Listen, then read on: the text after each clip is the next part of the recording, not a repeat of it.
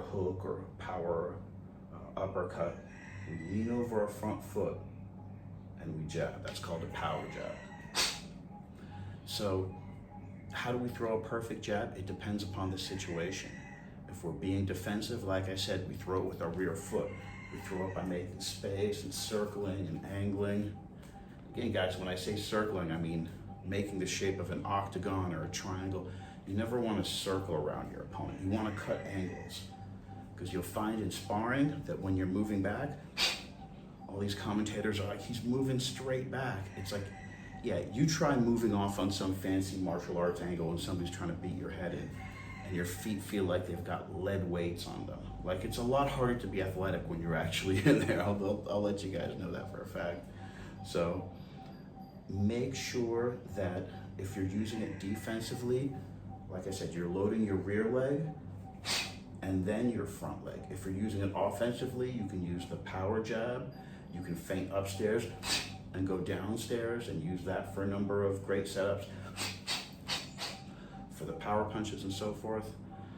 But the key to the jab being an effective and perfect weapon in and of itself is you can't think about it like you play boxing and this is your kid brother and you're gonna fend him off with a force field. That's not what the jab is.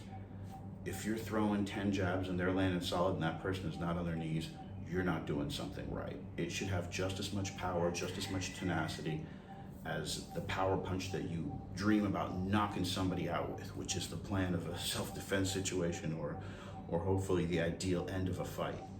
So the jab has to have that exact same tenacity, the power jab.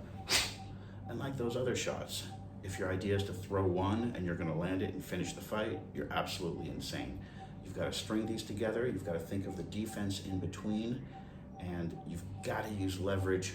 You've got to use what I call this gluteal chain, which is the hamstring, quads, buttocks, hips, lower back, iliopsoas area, what they call sitting down on a punch.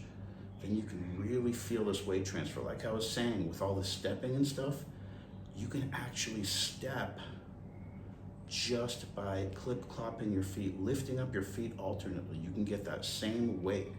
It's a very mysterious, heavy weight. When you actually feel it, you're like, whoa. When somebody hits you with leverage, even if they're a total beginner, even beginners can hit with leverage. If their body is braced in the right way and you take a shot, it's got weight to it.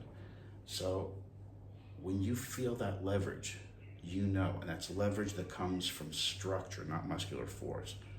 The bones, everything, just hitting you as one unit.